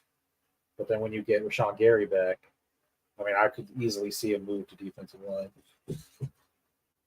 Sure. I can see that. Yeah. I mean, I don't like saying anything positive about this team. Nothing. I mean, up and coming? They have to be at least. Yeah, I would say up and coming because you got Lucas Van Ness is young. Rashawn Gary's still only 25. I feel like he's been there forever. I like Preston Smith still. I mean, don't get me wrong. Preston Smith's like barely 30, I think. Is he 30? Might be 29. Former Washington. 30. He's 30. He just turned 30. I think he just turned 30. Yeah. So, yeah. He came from Washington. I know all about the Preston Smith. They're either up and coming or good. They're they could. Yeah. I feel like they're better than Detroit, honestly. So. All right, the Chicago Bears. Let's put them right in front. And we moved over. All right, this is over. Let's go on to the next thing. No, let's talk about it. What do we got here with the Chicago Bears? What are we talking about? There ain't nothing to talk about. Yeah. All right, so hey, you produced just 22.3% of pressures last year, guys. When you chose not to blitz. That's a pretty good number. To put that in perspective, I believe the Eagles were like at 50 something. Yeah. Without blitzing. Yeah. And then you sacked opposing quarterbacks on 2.8% of dropbacks. Wow. And that's the only defensive line. So because Jaquan Brisker is a beast at sacking the quarterback. He led our team. He was the one sacks. Hey, you guys went out and signed DeMarcus Walker and Andrew Billings, okay? So woo. Yeah. We did it, guys. Like, honestly, I talked about this. Like, literally, DeMarcus Walker has to have his best season of his career. And he could. He could. And Justin Jones, I think, is better than what everyone's ranking him. For our young guys, I believe both our young guys were in the playing. Travis Gibson really disappointed me last year. I think Dominic Robinson's better than Travis Gibson really is. So I mean, we have guys on there. We just need the guy. Yeah. Right. I like this line though, because he says you went out and signed DeMarcus Walker and Andrew Billings, and then drafted multiple defensive linemen in the first 3 rounds of the draft. While this can solidify the unit a bit, it's unlikely to be a significant upgrade. That's exactly what it is. Especially when it comes to pass rush. Unless you go get the guy, you need to go get one guy who is going to give you a build around a little bit, at least for the year. Yeah, like I hate thinking about giving a first round pick for Chase Young. All right, makes me sick to my stomach thinking about it. But if the rest of this team is good, and we get to week 4 or 5, can we really look at Washington and say, well, we can't give you one of the worst of our first round draft picks? Can we really not do that? And Washington be like, yeah. Now we have 2 first round draft picks. Like, both probably in the top 10, top 15 draft picks. I'll take another first round pick for Chase. Yeah, I bet you would. I bet. I would. Because not only can we could get someone to replace him, I think, or we could trade up with the 2 first round picks. It had a lot of dimension to it. But I don't think that anyone would give more than a second for Chase Young, and that's where I am at. But the further you go into the season, you look what you could. Well, that's what I said. I think that depends, because if the season starts and he's healthy and he balls out, I think his price tag goes up. Exactly. You start seeing like, okay, well, this is what we could be really good if we had that guy, and you say, hey, look, there's that guy. Then you might be able to squeeze the first round pick out somebody. Like in the first 4 games, Chase Young has like 12 sacks. Yeah, they're gonna be like, yeah. I'm not saying that. Obviously, I'm not saying that's gonna happen. But I'm that's just the point. The point is that if he averages like 3 sacks a game for the first like 3 or 4 games, you're gonna be like, oof. If he proves that he is the guy, can you not give what you want to give? But then do you trade him though if he's that good? Unless you can you sign him? You can't. Yeah, you can't. Right. That's the problem. You guys literally can't.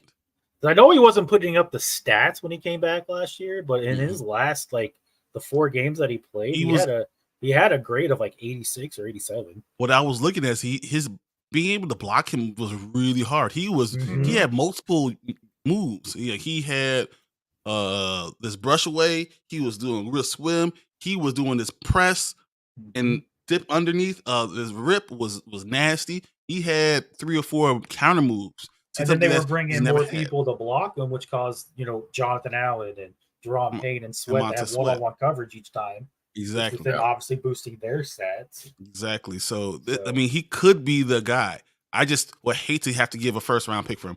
I think he gets traded for a second and third. This is what I think. I think Chase Young gets traded for a second and a third, which is still a lot. I'm possibly early season. Possibly before week 4, he gets traded for a second and a third. And Washington will be happy with a second and a third. Oh my God, that's really good, especially if with the right team. With the right teams, that's almost a late first, and a late second for one guy when you might have his replacement on the team already. Yeah, I could see someone doing that if he shows that he's the guy.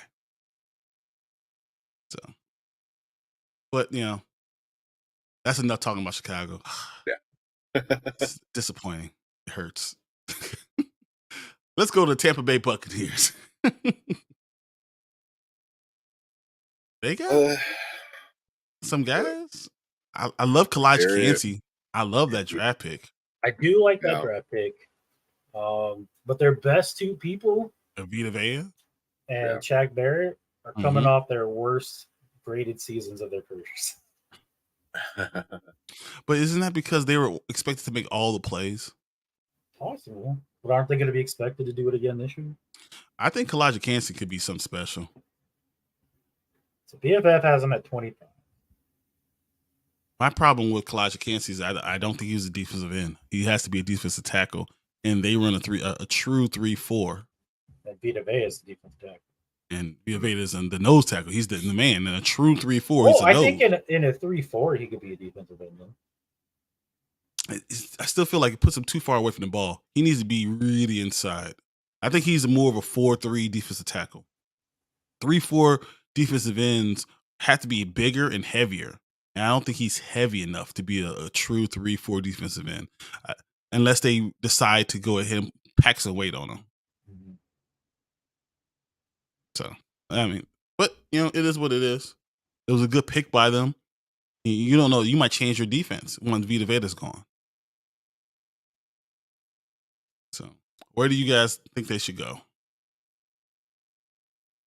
I mean, I'm going to put them in the mediocre. I'll say mediocre. Yeah. The 2 best guys weren't that great, and then no one else stepped up. I mean, even if you get like and then one young guy that they just brought in doesn't, I think, deserve to put him in up and coming. I agree. No. Yeah. All right. The Tennessee Titans. Now we just talked about offensive line. But we just talked about them losing a guy, right? Walker, but I don't think they lost their depth. Because Walker was already sharing time. So they still have Jeffrey Simmons, who is a man, right? I mean, just a dude. Harold Landry. I like Tart. I like all these guys. Tart and Key. Who they signed. Yeah. So this is definitely good. This might be a great defense, man. Yeah, I got him in the top. I got him in at 10. Ahead of the Bengals, and we had the Bengals are great. So. Oh, we're talking about Oh no, we moved the Bengals to good. We were talking about Tampa Bay. Shaq Barrett also tore his Achilles last year. And, it takes 2 years for that to heal. Yeah. Trust me, it definitely does. So we'll put them in mediocre. That's fine. That's cool. Yeah. And then Tennessee, I put them great. I think this is a great defense. Yeah. D-line. D-line. I mean, their line is got depth. Yeah, they're about 2 deep on most positions. They can run multiple guys out there at you. I count 9 guys that can run out for any time and not really feel bad about anything. Mm-hmm. So yeah, I like this team. I'm cool with that. And then if they do get D-Hop, I'm telling you, man, this team goes from a 5-win team to maybe an 8-win team, and don't be surprised if they win 9. Just because Derrick Henry's still there. So watch out. At least for half of the season. At least. I don't think they trade him because that defense that division is so bad. Oh well, yeah. Derrick Henry's still gonna he'll play injured and still have 1,500 yards. His legs are so like muscles. They just like his muscles have muscles. Yeah. Like, oh, you got bad knees? Just cover it with a muscle. Exactly. Don't worry about it. We got another one. Carolina. Ugh. Love me some Brian Burns. I know Brian Burns is great, man. That's and don't sleep on Derek Brown. He had an 84.4 last year. 7th amongst interior that's pretty good. Yeah. But that's about all. That it? That's all it. Really. That's about it. Yeah. Yeah, that's what puts them in the middle. I think, because they don't have much else. They have 2 guys instead of 1. Right. Yeah. I mean, does that put them in the good? I don't know if they're good defensive line. Or they put them in mediocre. I mean, you got 2 really good. No, they'd be up and coming because they're definitely those 2 guys are young. Burns is 25 and Brown is like I thought Brian Burns was going to be gone. I thought he was going to be gone too, honestly. I was very intrigued on where he might go because I have him in Dynasty. And the fact that they re-signed him, I was like, oh, okay. We'll see. Jacksonville. Oh man, at least we're doing this before Martin gets here. They're great at everything. No, they're not. The Jacksonville's 21. They do have Josh Allen. They have Josh Allen. That's what they have. Yeah. Arden Key left. Dwan Smoot. Roy Robinson Harris has always been overrated to me. Mm-hmm. You got obviously Trayvon Walker. See if he can do something better than his rookie campaign. Because he had a booty rookie year, like nothing. I was like, really? I thought he was going to go in and dominate. But they got a defensive tackle in Devon Hamilton, apparently.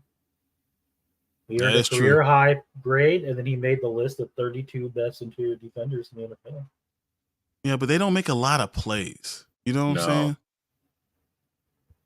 Was that put on? But if, like I said, because he's more of like an old school defense tackle where like stop the run, make sure the edge guys can get to the court. But that's what I'm saying. Like, so I'm looking at Roy Robinson Harris. Selling at your job of doing that, then that's to me makes him a quality player. Roy Robinson Harris is not a guy who puts a lot of pressure on the quarterback. No. Von Hamilton doesn't put a lot of pressure on the quarterback. Yeah, I don't know. I don't even remember who Fatakasi is. I don't like off the top of my head. Like I don't know who he is, and he's supposed to be a starting at left defensive end. Trayvon Walker didn't have a great year. And they have great linebackers, but you know what? A lot of times when you have great linebackers, you do need what Mark just said, the old school, linemen that are just holding up blocks, that are eating up blocks and allowing your linebackers to just flow. So as far as this defensive line, I don't think it's a good defensive line, but they're doing what they're supposed to be doing. Mm-hmm. I mean, I would definitely say at the highest for me, up and coming. Just because I mean, Josh Allen is established. I do like him a lot. But like are they good Walker, up and coming? Well, you got Walker, he's only in his second year. Yeah, he had a bad first year. Doesn't mean he's a bad player, or he hasn't proved that he's a bad player. He hasn't proved that he was any player. Yeah, but isn't that the definition of up and coming? Like he can swing either way. No, up and coming is like the Detroit Lions. The Detroit Lions are up and coming. You know, are they better? So much talent at middle linebacker. Like, why are they slacking on edge rushing? But that's what I'm saying. Everything is all in middle linebacker. All their interior linebackers are unbelievable, right? I don't know. Like, are they? When you're talking about even up and coming, when we're talking about Baltimore, are they on the same level as Baltimore? I mean, not really. They're not. I feel like it'd be at the end of up and coming. Maybe put them in mediocre. Well, what's the end of up and coming? And now it's Carolina. Is that Carolina? Yeah, but right now Carolina, but I don't know. Well, they're definitely the top of mediocre. No, that's not a question. I'm almost okay. What if I told you? What if I told you I want to move the Lions out of up and coming? Put them where? And put them in good. I'd be okay with that. But we're not there yet. I think I'm with that. Because it's just the numbers. We can't have 9 teams in up and coming. Oh, I get that, but when we get to the breakdowns, we can move some. 5, 6, That's 7. All I'm saying. And then you can put them up and coming. And then we can argue that they could go to mediocre or whatever, but at least this is going to be the one that's going to spend all the time. I just look at it'll take hours to do this. All right. Jets. Last one. So they're ranked 14th on here. Obviously, you got Quentin Williams. Yeah. And then John Franklin Myers had a PF grade over 80 in back-to-back seasons. Well, but he played just 643 snaps last year. Solomon Thomas is on that team. I mean, they have good people in droves. Will McDonald was drafted on this team. Zaire Barnes. I do like Will McDonald. Yeah. They got guys. I said Zaire Barnes I thought was good, and Will McDonald. They were both in my top 10 outside linebackers. And they got both. Mm-hmm. So they're young. Quentin Williams is really good. They're already stout. Frankie Myers was really good.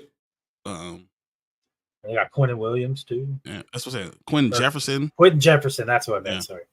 Quentin Jefferson and then Quentin Williams are their starting defensive tackles. That's very good interior defensive tackles. Mm-hmm. I mean, that's very good. Like almost great. Will McDonald. I said Will McDonald and Jeremiah Johnson. Yeah. Yeah. I like this team. This is very good. This put them in good.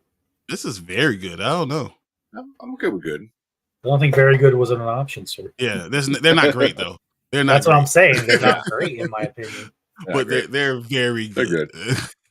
You have elite, great, very good, kind of good, just kind of good. good. Good. and then good. Last, and then Bears, and then Bears. Yeah. All right. So which one do we want to break down first?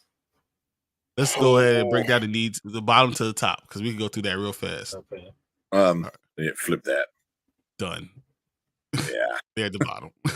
Hey, can you put like empty spaces in between them too?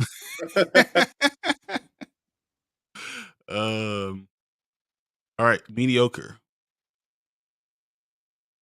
Yeah, Falcons should be a little bit higher. I like the Falcons still.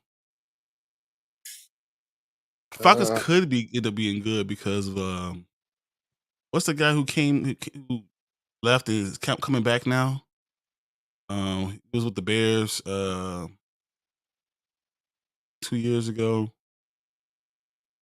Eddie Goldman. So Eddie Goldman's coming back on that team too. Okay. Gundy it's good. Kelka London. I mean, is this okay? Or do we have Minnesota too low?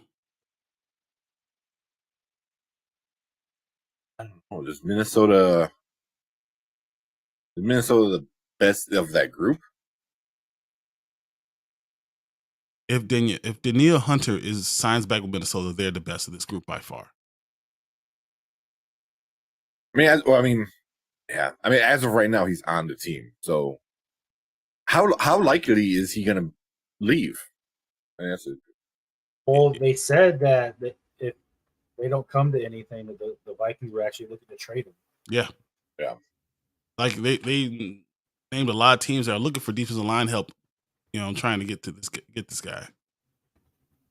So it looks like he's going to be gone, one way or another. Either they sign him or trade him. Yeah. Sign him or trade him. I don't know. Well, I guess we say as of right now with him on the team. That's what I probably do. Yeah, that's fine. I'm cool with that. All right. I think Seattle is the bottom. There.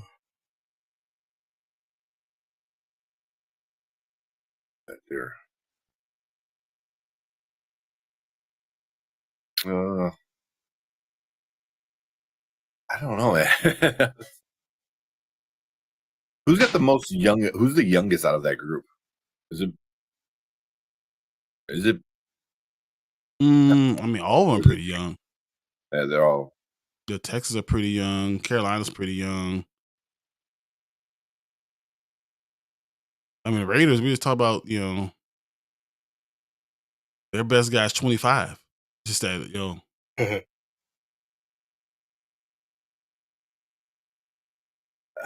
Man, see now you already said this is going to be the hardest one. This one and the good. That's what I was looking at. I was like, man, this is hard. I don't know. I kind of want to move the Raiders down, maybe in front of Jacksonville.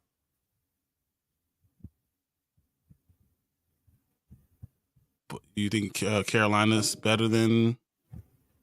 I would move Carolina probably up to Broncos. Oh, they'd be better than the Ravens. No, I don't think anyone in this division is. Yeah, that's what I'm saying. But I think the Panthers could easily be ahead of those next three teams. I don't think they'd be better than the Broncos. No, that's where that's where I draw the line. But Texans and Green Bay, though. Yes, I could see that. Yeah. Well, the Texans have one really good guy, and he's a rookie. So that's why I feel like you could even move them maybe to the bottom of this whole thing. Well, I think Seattle. No, in front of Seattle. Yeah. Keep them in front of Seattle. Seattle almost needs to be mediocre. There we go. Yeah.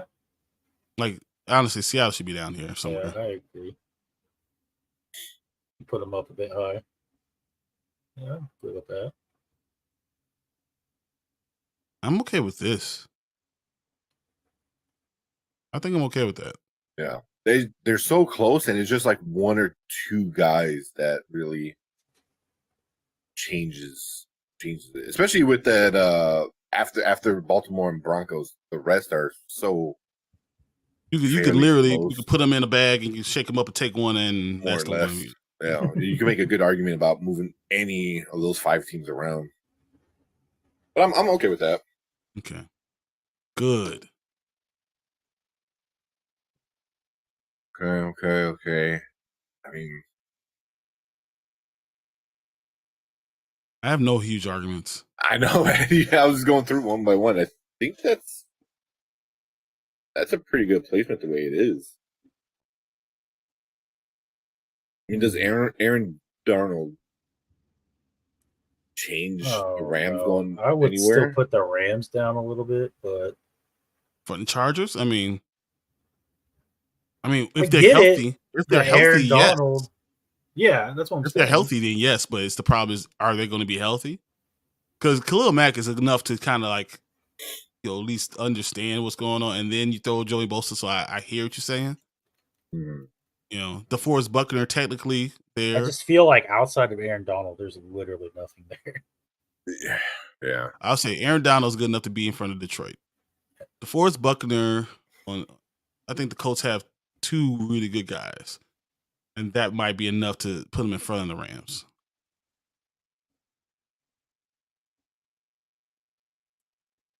They Kansas City could go in front of New England or no?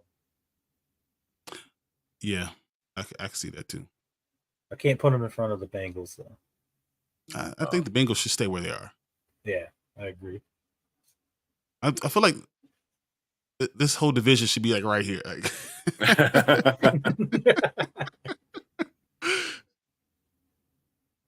I mean, you move the Browns to number 1, and then boom. You could, but I think the Eagles still are number 1. We'll get up there. Mm-hmm. Does the NFC East have the best overall defensive lineman? All 4 of us are great or higher. Yeah. Yeah. Damn. That's probably the best part of their entire team, honestly. I just realized we have 2 in elite and 2 in great. And you can't really argue any of it. Nope. No. So speaking of great. All right. So do we do anything? I think Steelers are the top of great. True with that. Bills here.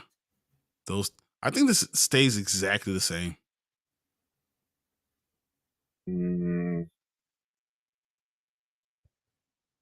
Yeah. Yeah. Yeah.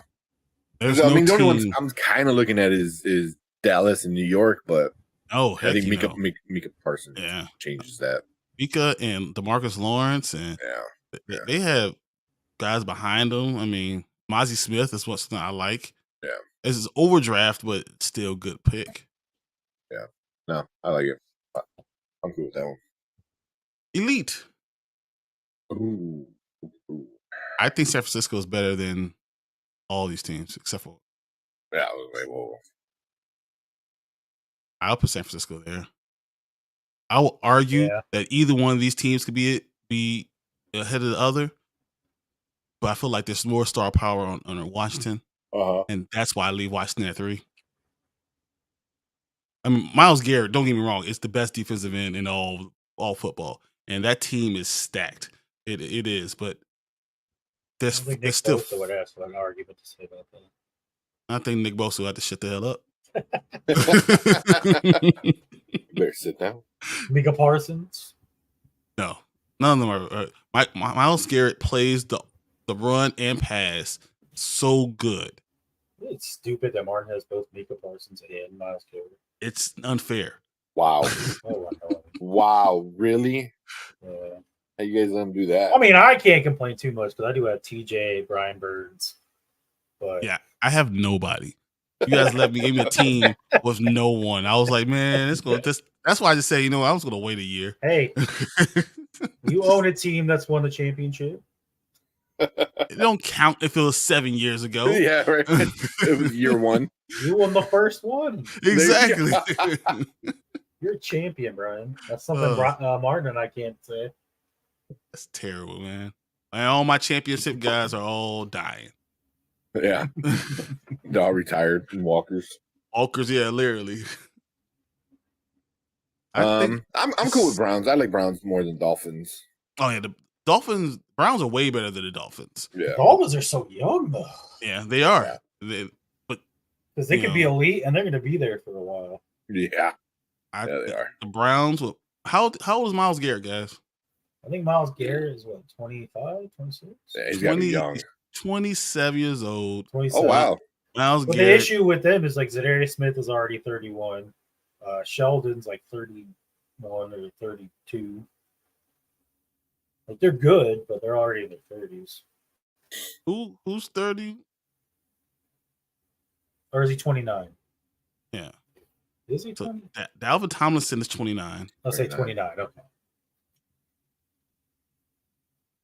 This feels like he's in his 30s. He's been around a while. Jordan Elliott's 25. Zadarius is 30. Mm-hmm. I feel like this line is going to be good for a while. Jock is over there, can do all good things too to help him with. But yeah, whatever. I think they're a great all around defense. But I think this is right. Eagles, San Francisco, Washington, Cleveland, Miami. Yeah.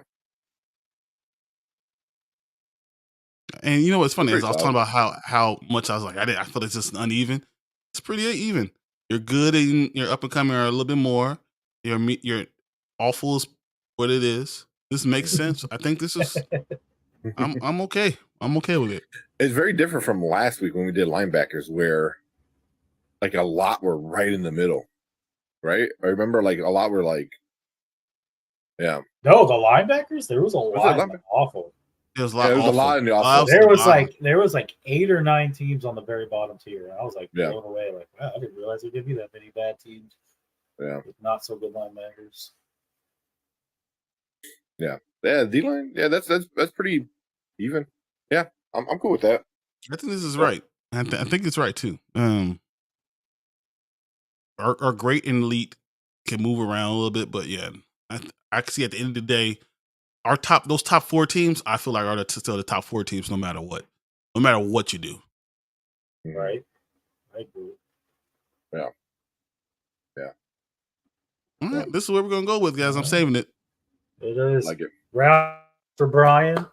Managed to go through the whole stream without messing up once. Oh, it's happening right now. He didn't exit himself out. He didn't pop up to the actual website. Just wait, guys. Just wait. That means I'm doing it twice next week. That's all it means. Speaking of next week, that's where we're going to do defensive backs. Mm-hmm. Defensive backs will be very interesting because I think we're going to have a lot differing opinions. And up and coming is going to be really interesting too, because there's a lot of up and coming defensive line backfields. So, yeah. Does Martin come back next week, or he's still going to be out for like a couple more weeks, right? I think he misses next week, and then the week after. Yeah, I think the week after he's back. Yeah, he comes back like the 26th or something like that. He misses all IDP. He said he's going to be gone for almost 3 weeks. Yeah. Yeah. Hey, as long as he's keeping the rig on the road, we're all good. Yeah. Stay safe. Stay safe. That's all I ask for him, and then we'll be all right. I'll come back. Exactly. All right. That's all I got, Tank. Yeah. Cool. Anything else? Any last minute? Any more breaking news? Anybody else getting overpaid in the NFL? Oh yeah, we can do that all day. Right. Well, I mean, as of right now. Hey, we're finally elite in something. I'll take it. There you go. There you go. And you are. That's just what it is, too. And I'll take one of your guys. I just hope I don't have to give you a first round pick. That's all I care about. Yeah. Yeah. But cool, man. If no one got anything else, we'll finish it up here. So yeah, that was our defensive line tier ranking for the 2023 season.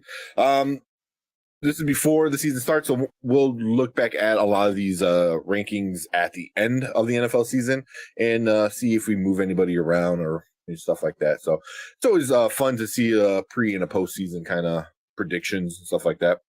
But cool. If you have any comments, are we wrong? We right? You want to move some people around? Leave a comment. Let us know what you guys think. But besides that, yeah, I think we're gonna finish it up. Brian's got to go and take care of something. But you got anything else, Mark? No. That was it. That was good. Cool. I liked it. Yep. Excited to check back and see how wrong or right we are. Yeah. Or just as long as the Commanders stay up in that top list, the top tier. Oh, I think they're good. Oh, 100%. Even if we get rid of Chase, we'll still have 3 fairly elite defensive linemen. So. Yeah. So I'm more worried about the Bears. Like, can we get one guy where we can get out of that shitty category? Right. You know, but the Cardinals want to stay down there anyway, so they can keep it at least for this season. But cool, man. Thanks, Braden, the guy in the chair hanging out with us, giving us some info on the side. And make sure you guys check us out. Check Dynasty Pylon out. Every Wednesday, you guys are doing you finish up your divisional drafts, which are so much fun. They're really cool. It's a challenging way to do a mock draft and break down divisions, which I love. It's such a great idea. And each mock draft is going to turn into a best ball, so you can continue watching that draft that you're in and see how your division picks go. So you guys are finishing that up. How many more? You got like 3 more? One more. One more. NFC North. Nice. Oh, you waited until Brian? You're like, no, we're going to keep that to the end. Or sorry, NFC South. NFC South? Okay. Sorry, not North.